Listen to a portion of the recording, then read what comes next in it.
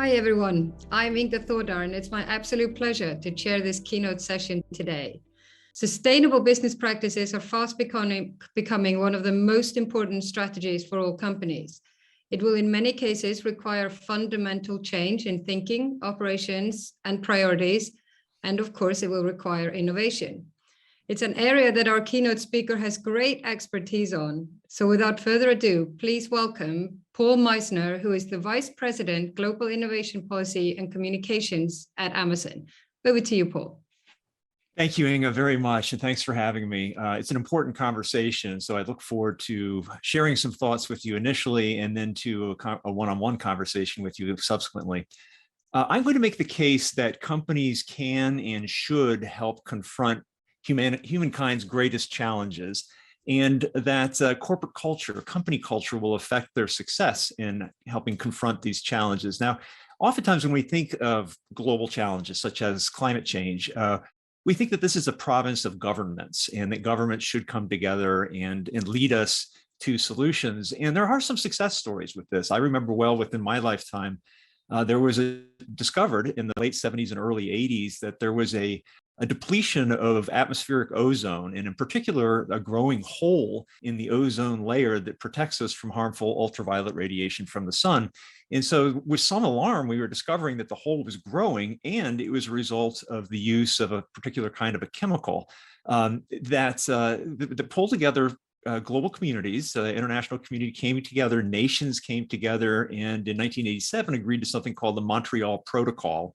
And in that, there was an agreement to ban the use of these chemicals. And that ban began in 1989. And now 30 years later, that ozone hole is considerably smaller than it was when it was first discovered. So a real success of nations coming together, making an agreement and addressing a global challenge, including one that would happen to be with respect to our climate. The list isn't really long, though, about these sorts of these global successes. There have been other ones, of course, but mostly with respect to things that were challenges that were created by governments. For example, the nuclear test ban treaties and the strategic arms limitations treaties, those were great outcomes, but they were solving problems that were introduced by governments in the first place. And so in any case, I think it's unrealistic to expect that governments are able to address all of humankind's great challenges by themselves. So at a minimum, I believe that companies should help confront these challenges. And one of them is with respect to sustainability. And so we will talk about that in a little bit of detail here. But I think it's also important to recognize, though, that companies are going to be much more likely to succeed in helping confront these challenges if they have the right cultural components within their own companies. And I think three come to mind, but the first has to do with taking ownership and thinking big. It's not sufficient to say at this point in time that that's not my problem to address. Somebody else should address that problem, and especially with respect to sustainability, climate change. We can't have the luxury of just assuming that someone else will do it. We have to do it ourselves. So we have to take ownership. And so a company that has culturally developed a way of taking ownership of things that are simply not obviously their jobs, but should be their jobs, that's going to help them succeed in helping confront these challenges. The second thing is thinking big. Small solutions here are helpful in the sense that we all want to do our part, even as consumers, to help address climate change and sustainability. But we really do need to think big here to have global solutions and global impact. And so companies that already are accustomed to thinking big are going to be better positioned to help here. Next, a culture of innovation is going to be super important here, because we are going to need to do things to address and confront these challenges that have never been done before. So we're going to have to invent new things. We must innovate to figure out how to address these sorts of challenges. And so companies that are familiar with or comfortable with innovation are going to be in a better position to help here. And a crucial component of innovation is experimentation and failure. And so in particular, I feel like it's necessary that companies that are comfortable with experimentation and are comfortable with failure as part of that experimentation, they're going to be better positioned to experiment and innovate on behalf of these global challenges. We have a high tolerance for failure at Amazon. In fact, it's been said that Amazon is a great place to come and fail. And the reason we think that way is not because we're lazy or, trying to be incompetent. It's much more like we're comfortable experimenting, and experiments must be able to fail. And so we're always experimenting. And at the same time, we're frequently failing.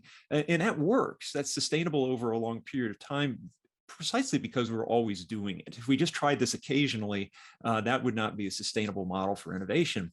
And so as Amazon steps up to help try to confront these global challenges, including climate change, we're doing in ways that acknowledge that we may get things wrong. We may try things and they don't work right the first time. And so we have to keep trying them until we do get it right. The last component of company culture that I think is particularly important in this context is it's sort of the humility to recognize that we don't have all the solutions and that we're not yet doing enough. And so at Amazon, for example, we explicitly acknowledge that we are not doing as well by our communities, including global communities, as we should. And so I think if one is satisfied with what they're already doing, that's going to lead to complacency. I'd much rather be dissatisfied and admit that we're not doing all that we should and that we can do better by our communities. And that humble admission is also a recognition that others are similarly on a journey, and others may not be doing as much as they should, but we first had to admit to ourselves that we weren't doing enough. And so we've done something, for example, introduced the Climate Pledge. And the Climate Pledge is something that Amazon introduced, I guess, in 2019. So it's been about 3 years. And what we've pledged to do is to be net carbon zero by 2040, which is a full decade in advance of where the Paris Accords would have required. And so that's an ambitious thing for a large organization like ours.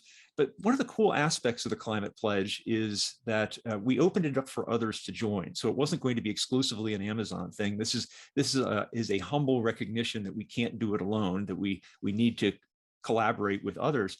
But another very cool aspect of things is some of the companies that have joined us in this pledge are competitors of ours, who could have viewed this as, oh, that's an Amazon thing. I don't want to be associated with an Amazon thing. They're a competitor.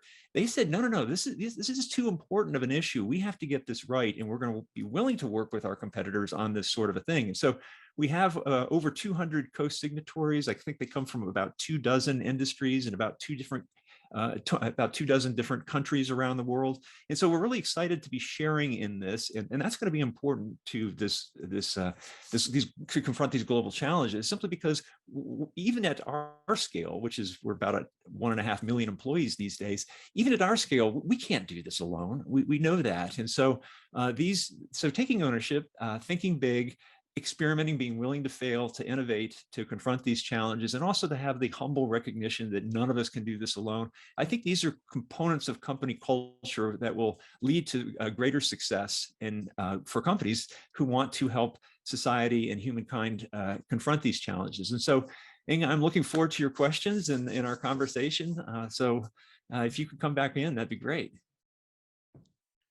Thank you for that, Paul. It was very interesting to hear what you're doing at Amazon. Now, I just want to pick up on one of the things that you said. I mean, during your tenure with Amazon, you obviously witnessed incredible invention, growth, speed, and creativity.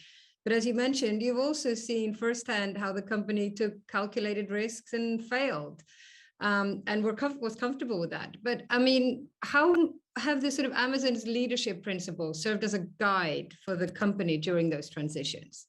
Yeah, so it's our company culture is something that's very important to us, and me in particular, in large measure because it defines who we are.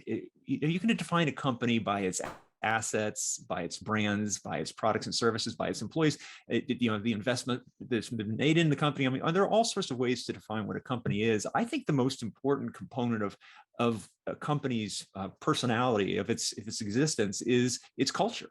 And so if Amazon is anything but sort of Amazon and a logo and some assets, 20, 25 years from now, it will have maintained its culture. And that's what I'm very focused on now.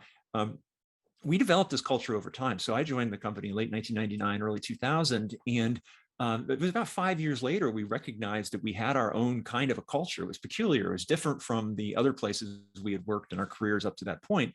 And so we set out to define them, to articulate them or to memorialize them. And so we ended up writing out what we call our leadership principles. And you can look at these on our websites. They're all over the world. And to be clear, we don't view this as a religious text. It's not as if this is the ultimate right way to do things. It just happens to be the way we do things at Amazon. And that has sustained our approach to things, including with respect to innovation. And so that willingness to fail as we are trying to do something innovative for customers is a big part of Amazon. It's a very unusual component. I think that's, Jeff personally has taken credit for billions of dollars of failure. And it's that kind of willingness to own up to failures, things that we've tried. But the reason it really works for two reasons.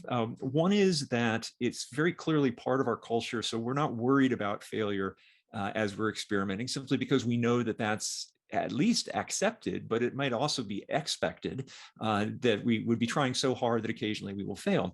The other reason it tends to work, Inga, is because we're doing it all the time. And so rather than just once or twice a year trying something new and perhaps failing at it, we're always trying to do new things and always experimenting. And as a result, we're going to succeed sometimes too. And some of those successes won't be capped. They will be very large successes. And those occasional large successes will pay for a lot of failures.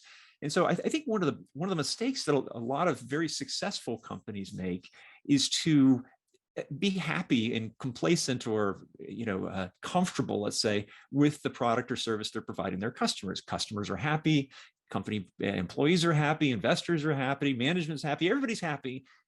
And then something changes.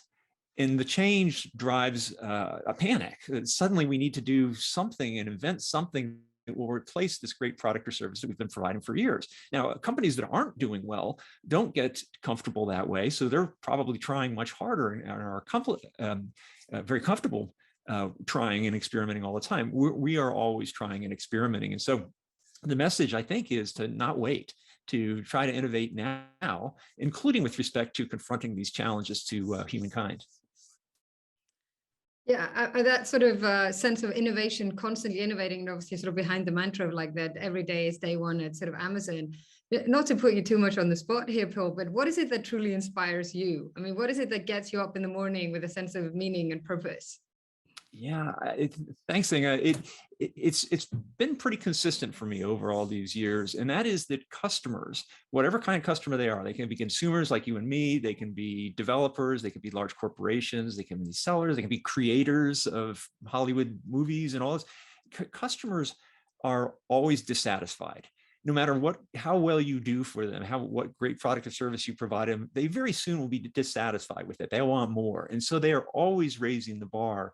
And because we're obsessing over customers, we're always focused on them, not on competitors, then they are always driving us to be better every day. And so I wake up thinking, okay, our customers are maybe happy with us yesterday, but tomorrow they might not be so happy. They'll be dissatisfied. They'll want something else. What can I do to keep up with them? And they will never be entirely satisfied. And so that drives me and keeps me motivated all these years. And we came here also to talk about sustainability, which has become, so important for companies going forward. And, it's been a buzzword for a while, but now it is really coming to the point where companies need to take action on that. Right. So, I mean, how important do you think sort of an innovative thinking and innovation is in achieving a truly sustainable business practices? And perhaps, speak about it sort of in the tech world in particular. Yeah, and to me, every company or no company these days is a tech company. I mean, we sort of all are users of tech at some level, and so I wouldn't want to focus in on some subset of companies. It feels to me much broader than that. And if you look at the signatories to the climate pledge, I mentioned that there's something like two dozen different industries that have signed on to this. And so that suggests that there's a wide scale recognition of the problem, but also the need to address it in industries that we don't know much about at Amazon. And so we tend to focus on the things that we know about, where we have some expertise, we'll have most impact that way. And one way is with respect to electricity and power generation. And so we've got like 130 utility scale wind and solar farms around the world. This is a big deal. I mean, we are investing very heavily in this, and this is partly because we initially committed to being based entirely on renewable energy, 100% renewable energy by 2030. We accelerated that deadline, so now we plan to be 100% renewable in 2025. And the only way we can get there is to make sure that we are building out these renewable energy sources, both wind and solar.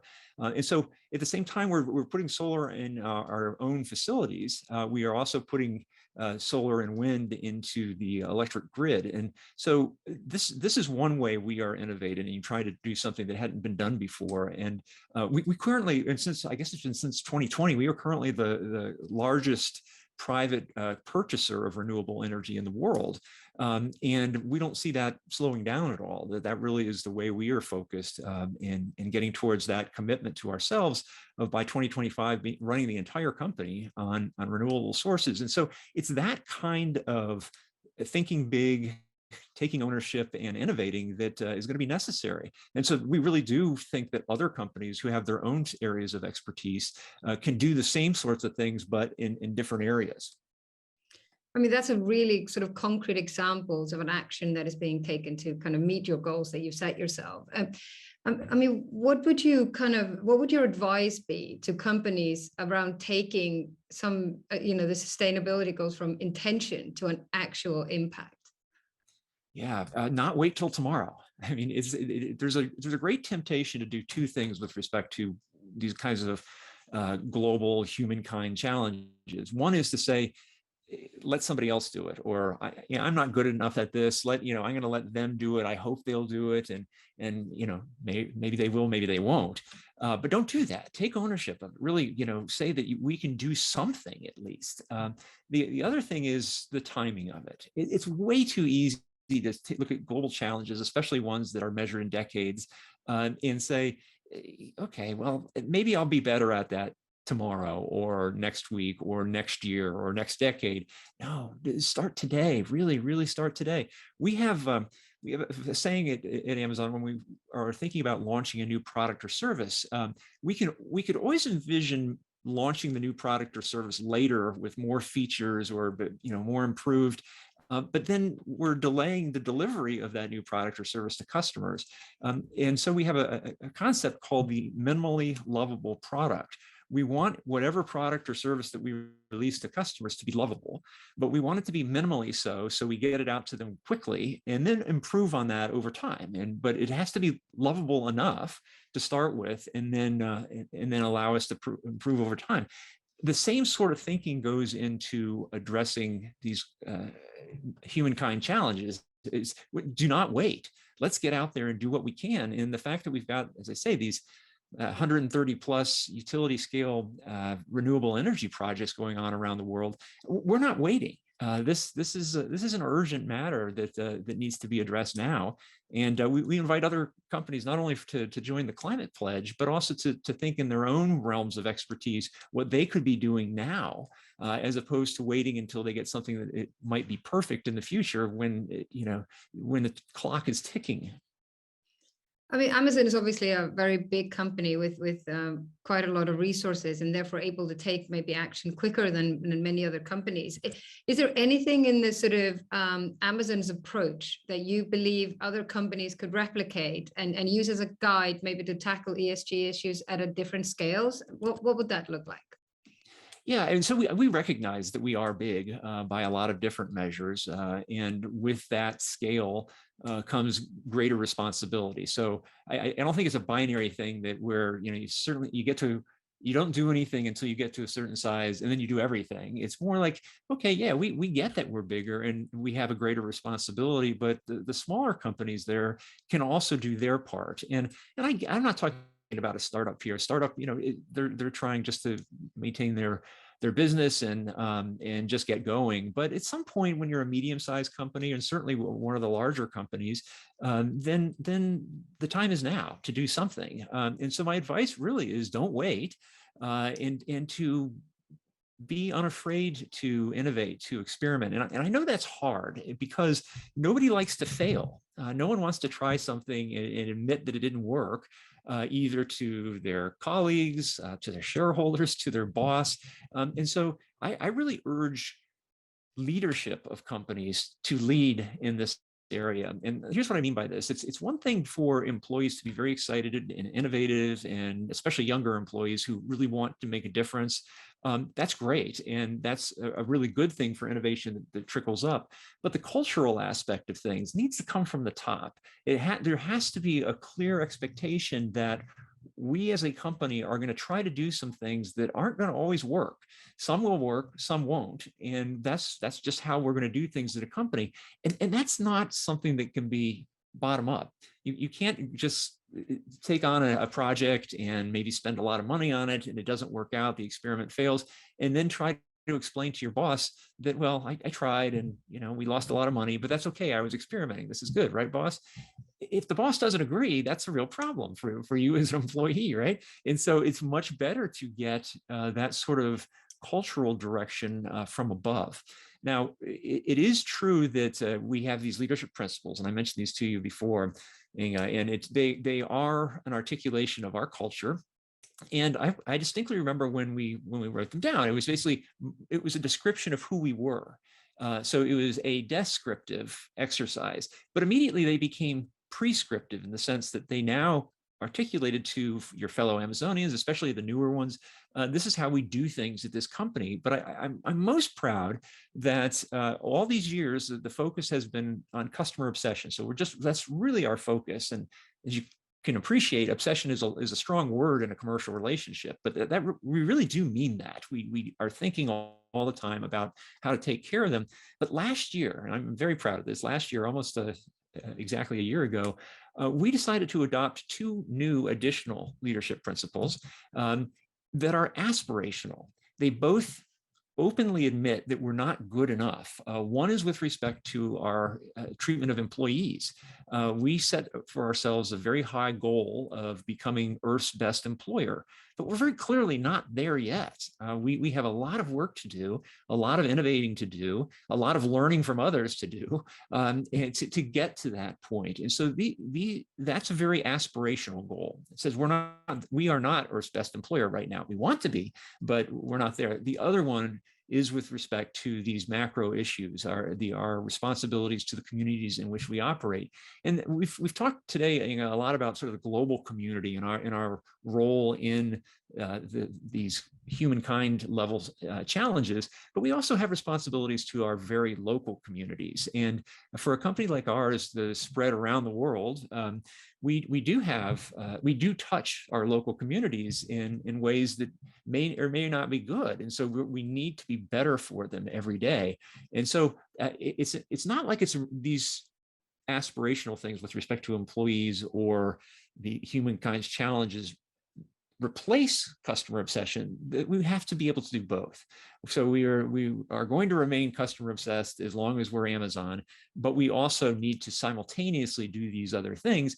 And I think it's a great learning opportunity for us because we don't have all the answers. And so when we come together with things like the Climate Pledge with other companies, especially medium-sized and larger companies, it's an opportunity for us to help each other to figure these things out. And I got to think that at least with the up and coming generations, the younger people in our businesses around the world, and not just in Amazon's, but in other companies, there really is a desire to do good in both of these areas, to take care of our colleagues, our fellow employees, and to take care of our communities, and to recognize that there's that energy in in the younger people coming into the workforce these days, is an opportunity for us as larger organizations to work with them to learn and to do things that just haven't been done before. And of course, that is the nature of innovation. It's so interesting to hear you speak about the importance of leadership, and the sort of top down needs to be there as well, but then the culture need to be kind of ripe to kind of do, receive that message. And I think in sustainability that is critical. But maybe one of the new things as well is the stakeholder engagement. I mean, you've just mentioned in your answer there, the communities that you work in, the employees that you work with, the customers, these are all stakeholders, and they in other strategies, not sustainability, were maybe not as important as they are now. So this idea of communicating your strategy and being transparent about your aspirations and your pledges has become more important within the sustainability world, wouldn't you think? Yeah, spot on, Inga. You're absolutely right, and it's kind of cool. One thing I took away from COVID, I mean, COVID, of course, it surprised us too. We weren't ready for it. We had spent years perfecting safety in our warehouses, but that was safety with respect to heavy objects and forklifts and conveyor belts. It was a very different thing to protect our workforce from this virus. And so we had to act very quickly, and it was expensive, but it was obviously well worth it to protect the safety of our employees. But I think we were able to react more quickly than some other organizations, simply because we're used to doing change all the time. So we're familiar with change, we're comfortable with it. We sat down and said, okay, this thing is terrible. We need to protect our people now. What do we need to do? And we were able to do it. But one of the things that it kind of reinforced for me personally in this circumstance, which was, remember the circumstance, we are a single species. There's only one species of humans still around, and we are it.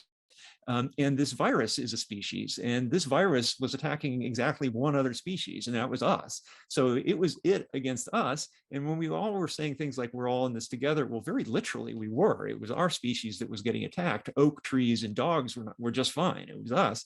And so the trivial differences among people that we tend to focus on in our everyday lives and our cultures really just faded away. It didn't matter anymore of what you looked like, what you believed, what you thought, what your gender was, all those things. Suddenly it was us as a species under attack. And frankly, it could have been a lot worse. I mean, COVID, as bad as it was, we have over 1 million deaths just in the United States alone. But it could have been worse. It could have been more virulence. It could have been, if you get this thing, you're likely to die. Well, it was never like that. And it was also never the case that it was so virulent that it turned out that if you were just in the same building with somebody who had it, that you were going to catch it. It wasn't that bad either. And so I think we need to be preparing for the next one. I mean, it sounds a little pessimistic just as we're coming out of this, but I think realistically, we have to recognize that that was just one virus, and something like it could be back. And so as we are working with younger people coming into the workforce and becoming colleagues of mine in ourselves, then we ought to be focusing on their future too, and thinking about, okay, what can we do now as a global society to help address and confront that kind of challenge to humankind, which almost certainly will come. Well, this has been a fascinating insight into what Amazon is doing and your thinking. And the two big things that I take away from this is don't wait and think big. And I think both of those things are critical as we head into a new world. So Paul Meisner, VP Global Innovation Policy and Communication at Amazon, thank you so much for your time today. Thank you, Inga, very much.